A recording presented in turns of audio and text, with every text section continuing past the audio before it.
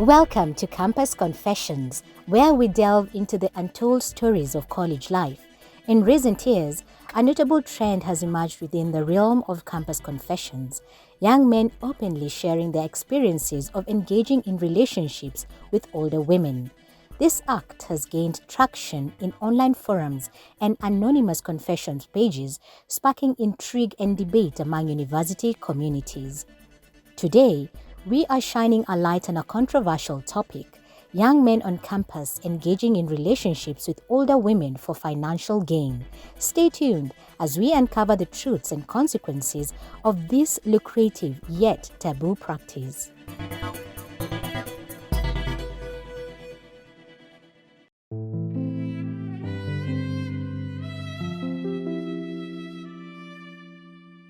The rise of intergenerational relationships. With the event of social media platforms and anonymous confession pages, young men have found a platform to share their experience of engaging in relationships with older women. These confessions, often candid and unfiltered, shed light on a complex interplay of factors driving these intergenerational relationships. From financial incentives to emotional connections, the motivations behind such pairings are as varied as the individuals involved. Our investigation begins by delving into the allure of sugar mamas for college students. We interview students anonymously to understand the motivations behind these relationships and the benefits they provide, motivations and dynamics. Campus confessions offer a glimpse into the motivations driving young men to pursue relationships with older women. For some, it may be the allure of financial stability and material comforts offered by older partners. Others may be drawn to the maturity, experience, and confidence exhibited by older women. Additionally, societal norms and gender stereotypes may play a role in shaping perceptions of masculinity and desirability, with some young men seeking validation and affirmation through relationships with other partners. Peter, not his real name, is a second-year university student. He tells us of his experience in regards to dating older women and the challenges he faces. I come from a humble background. Well, there were a few factors that led to start dating older women in campus. Never. Firstly, financial pressures were a big part of it. College is expensive, and I found myself struggling to keep up with tuition fees, rent, and other expenses.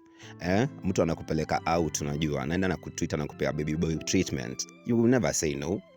Dating older women who are financially stable seemed like a way to ease some of that burden. And it was so easy for me to penetrate through that because of kukuwa na mama, anakupea baby boy treatment anytime, any minute when you want. Secondly, I was drawn to the idea of having a more mature partner who could offer guidance and support, where zile character development zenye nilichapwa na wasichana wadogo, yani wasichana wa 21, 22 years, they can make you think like, oh my god, I don't want to date anymore. But ukipata mama, oh my god, you will never regret that. Older women often have more life experience and wisdom, which I found appealing. Anytime you come home, you're given a baby boy treatment, unaambiwa baby karibu sana home. You know what?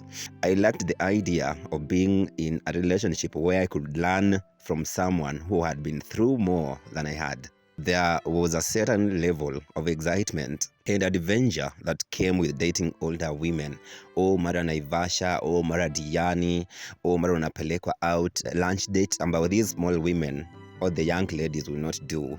They tended to have more established careers and lifestyles, which meant we could enjoy experiences together that I wouldn't have access to on my own.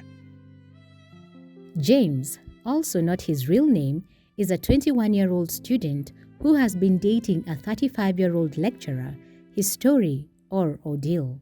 I heard it from friends and how older women treat young men in terms of giving out money, and that is how it stuck in me. She understands me in ways no one else does. But when I realized how much money I could make by spending time with older women, I couldn't resist. Yeah, dating older women in campus, especially sugar mamas, definitely comes with its own set of demands. Like last week on Tuesday, I was almost sleeping outside kwa sababu nilirudi kwa nyumba saa 6 usiku. You come as per the instructions and rules which are given by the mama. And there are a lot of things which you're going to do when you're dating a sugar mommy, but once you're financially stable and somebody is giving you money, why not follow the instructions and the rules? These women are usually financially well off and they expect a certain lifestyle or level of pampering in return for their generosity. Because of what they provide for you, lazima wabembeleze vizuri, and then you do what they want from you. Financially, they might expect you to accompany them to expensive dinners, events or vacations, and they may even provide financial support or gifts in exchange for your companionship. Alafu, these young women will not do that for you. They're 21 years, the campus girls will never ever give you a baby boy treatment, but all the sugar mamas will be able to provide anakupeleka out, anakupeleka lunch date, which is a better and a good thing. It is like a transactional relationship where you're expected to fulfill their desires in exchange for financial benefits. We are here for business, and nobody doesn't love money. Everybody loves money, and that is the major aim of us loving sugar mommies. Emotionally, there can be expectations too. Sugar mamas might want you to be available whenever they need you, meaning sasa lazimu cut off your friends, whether it is for companionship, emotional support, or something more intimate. They might also expect you to prioritize them over other commitments like friends, like going out with your friends, anything. Simu yako, sometimes you don't have time kushikashika simu yako because you must give them a lot of time, which can be tough to balance with academic responsibilities and social life. It's not always easy to balance a relationship with the demands of studying and attending classes. For one thing, spending time with your older partner might take away time that you could be spending on your studies. Whether it's going out on dates, spending time together, or even just texting and talking on the phone, relationships can be time-consuming, and when you're juggling academic responsibilities on top of that, it can be challenging to find a balance. And there's also the emotional aspect to consider. Relationships can be emotionally draining, especially if there are conflicts or disagreements. And when you're stressed out or preoccupied with relationship issues, it can be hard to focus on your studies and perform well academically. This phenomenon highlights the economic pressure faced by students and the lengths they're willing to go to alleviate financial burdens. However, these relationships can also blur boundaries and impact individuals' emotional well-being. Intergenerational relationships can be complex. They often involve a power differential, with the older partner having more life experience, resources, and influence. Some young men are drawn to the maturity, experience, and confidence exhibited by older women. Others are enticed by the financial stability and material comforts that older partners may provide. Age gap relationships, particularly when the older partner holds a position of authority or influence, can create significant power imbalances. This dynamic may lead to the younger partner feeling pressured to comply with the older partner's wishes or decisions, potentially compromising their autonomy and agency. Next, we explore the emotional toll of these arrangements on both parties involved. We hear from individuals who have experienced the highs and lows of sugar mama relationships. As a student, I don't necessarily regret dating older women in campus, but it has definitely been a learning experience for me. And there have been moments where I have questioned whether the relationship was worthy the challenges and sacrifices, especially when it came to balancing academics, social life, and personal growth. Unajua hapa umewekwa. And you have to know kwamba umewekwa, so you don't have your personal space. You must be with your mama each and every day. Otherwise, utafukuzwa nje ya hiyo nyumba. On the other hand, dating older women has exposed me to new experiences, perspectives, and opportunities that I might not have encountered otherwise. I've learned valuable life lessons, gained insight into different lifestyles, and developed a deeper understanding of myself and what I want in a partner. And that is the best experience ever I've had. There have also been times when the relationship has felt overwhelming or emotionally draining. Sometimes you're drained emotionally because I've told you, you don't have your space. It is you and your mama. Sometimes you need your you time. So you don't have your you time when you have a mama. But all in all, I get money because that is what matters. The demands of maintaining a relationship with someone older, navigating societal judgments and stigma, and managing my own academic and personal responsibilities have sometimes felt like a lot to handle. When you date an older woman, it is so hard for you to explain to your parents that you are dating an older woman. So it will be a challenge for you to know that, but do I care? I don't. Ultimately, I don't regret the experiences I've had or the connections I've made, but I do acknowledge that dating older women in campus has its ups and downs. It has taught me a lot about myself. At first, it felt empowering to have someone shower me with gifts and attention. But as time went on, I realized I was compromising my own values and sense of self-worth. Yes, I do regret dating older women in campus. It's been a constant source of stress and distraction from my academic and personal goals. The power dynamics in these relationships often felt unequal, with me feeling pressured to meet their expectations or fulfill their desires in exchange for financial and emotional support. The stigma and judgment from my peers have been difficult to deal with, and it's affected my social life and relationship with friends. I've found myself constantly having to defend my choices and explain why I'm dating someone older, which has been exhausting and demoralizing. Moreover, the emotional toll of these relationships has been significant. There have been times I've felt manipulated or taken advantage of, and it's left me feeling drained and disillusioned. I've realized that the benefits of dating older women don't outweigh the negative impact they've had on my well-being and academic success. In hindsight, I wish I had prioritized my own happiness and personal growth over the allure of financial stability and emotional support from older partners. Dating older women in campus has been a regrettable experience for me, and I wish I had made different choices. These relationships often thrive in secrecy due to societal stigma and judgment.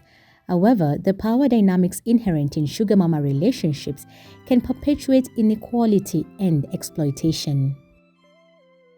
In our final segment, we explore potential solutions to address the underlying issues driving this phenomenon and support students in making healthier choices.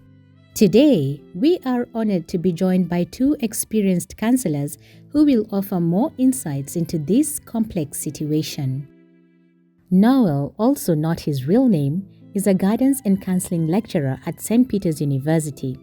He will discuss this topic further, offering his expertise and insights to deepen our understanding. As a counselor, it's my duty to address issues that may impact the well-being and academic success of our students. One such issue that has come to my attention is the trend among some students of dating older women. While relationships are a natural part of life and can bring joy and fulfillment, it's important to recognize when they may be causing harm or affecting academic performance. Dating older women, particularly when there is a significant age gap, can present unique challenges for students. These relationships may be characterized by power imbalances, differing life stages, and societal judgments, all of which can impact the emotional and academic well-being of those involved. As a counselor, I have observed cases where students who are dating older women experience distractions, conflicts, and emotional turmoil that interfere with their ability to focus on their studies. The demands and responsibilities of these relationships, combined with the pressures of academic life, can create stress and anxiety that hinder academic performance. Furthermore, dating older women may expose students to social stigma, peer judgment, and ostracization within the university community. This can lead to feelings of isolation, low self-esteem, and a reluctance to seek help or support from peers and faculty members. In some cases, students may find themselves prioritizing their relationships over their academic responsibilities, neglecting their studies, and jeopardizing their future prospects. This can have serious consequences for their academic progress, career aspirations, and overall well-being. As a counselor, my role is to provide support, guidance, and resources to students who may be struggling with these issues. I encourage open and honest communication, self-reflection, and goal setting to help students navigate their relationships and academic obligations in a healthy and balanced way. Ultimately, it's important for students to prioritize their academic success and well-being above all else. While relationships can enrich our lives, they should never come at the expense of our goals, aspirations, and personal growth. As counselors, we are here to help students find the balance they need to thrive academically and emotionally during their time at university. Doris, a counselor at Deliverance Church Donholm and also affiliated with a different university, will provide us with additional perspectives and insight on this matter. Some of these students have issues that have already caused them to be marginalized from typical student cultures. Others are at risk of falling into such tendencies and are in need of support. They come to college with much trepidation, trauma, and with little hope for the future. These students are the reason for the recent movement to provide specialized counseling services for college students. With a youth that is growing steadily, more diverse and demanding, support services need to work to shape the campus environment into one that is conducive to the overall advancement and well-being of students. Traditional services work well to help students adapt to the environment, but are not constructive in changing the environment itself. We hope to create a program that will better all aspects of student lives and create a campus culture where seeking help is not looked down upon, but is encouraged as a step towards a better future. In recent years, the need for student support services on college campuses has become an urgent issue. As the rigor and standards of college entrance have dramatically increased, more and more students are entering into higher education with a myriad of issues.